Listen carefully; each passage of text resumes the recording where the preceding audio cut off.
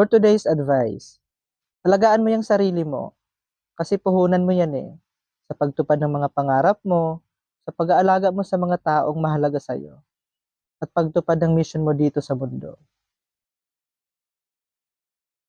Tandaan mo, isa ka lang, habang may chance pa, bumawi ka sa sarili mo. Alagaan mo yan.